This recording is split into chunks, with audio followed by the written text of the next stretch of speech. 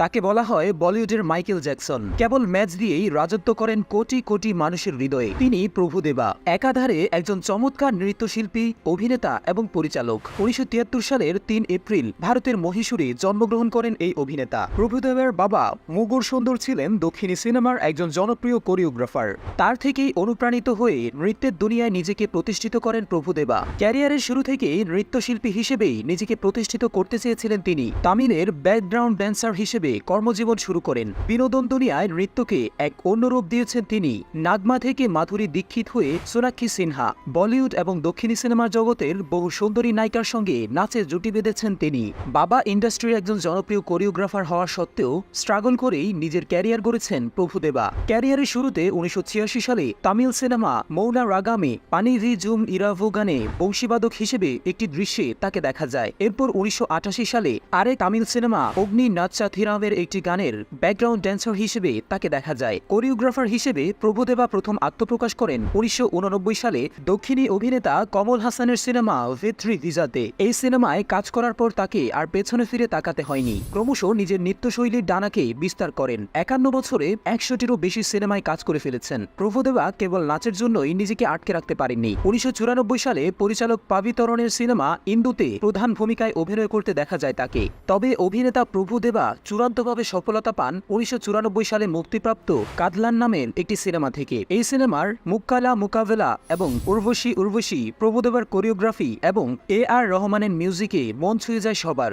এরপর একজন সফল অভিনেতা হিসেবে একাধিক সিনেমায় অভিনেতা হিসেবে দেখা গেছে প্রভুদেবাকে। তামিলের পাশাপাশি অন্যান্য ইন্ডাস্ট্রিতেও নিজেকে মেলে ধরেন তিনি। তামিল, তেলেগু, মালায়ালাম, কন্নড় ইন্ডাস্ট্রির মতো 2002 সালে অমিতাভ বচ্চনের সঙ্গে অগ্নি বর্ষা সিনেমার মাধ্যমে বলিউডে পা রাখেন। বলিউডে কেবল অভিনেতা হিসেবেই নয়, একাধিক হিন্দি সিনেমার কোরিওগ্রাফার হিসেবেও জনপ্রিয়তা লাভ করেন। সালমান খান থেকে অক্ষয় কুমার, শাহিদ কাপুর, অজয় দেবগনের মতো একাধিক বলিউড অভিনেতার সঙ্গে কাজ করেছেন তিনি। 2004 সাল লক্ষ্য সিনেমায় বলিউডের গ্রিক গড খ্যাত ঋত্বিক রোশনের সঙ্গে কাজ করেন প্রভুদেবা। এই ছবির কাজের জন্য সেরা কোরিওগ্রাফার হিসেবে ফিল্মফেয়ার পুরস্কার পেয়েছিলেন তিনি। শৈশবে বাবার থেকে অনুপ্রাণিত হয়ে নাচের জগতে প্রবেশ করলেও প্রভুদেবার আদর্শ ছিলেন মাইকেল জ্যাকসন। এমজের নাচের ধরন অনুকরণ করে আপ্রাণ চেষ্টা চালিয়ে যাচ্ছিলেন তিনি, যা তাকে ভারতের অন্যতম শ্রেষ্ঠ ব্রেক ডান্সারে পরিণত করে। এরপর থেকেই তাকে ভারতের মাইকেল জ্যাকসন রূপেই অভিহিত করা হয়। 1999 সালে মাইকেল জ্যাকসন যখন মুম্বাই এসেছিলেন, তখন এমজের সম্মানে আয়োজিত অনুষ্ঠানে প্রভুদেবাকে আমন্ত্রণ জানানো হয়েছিল।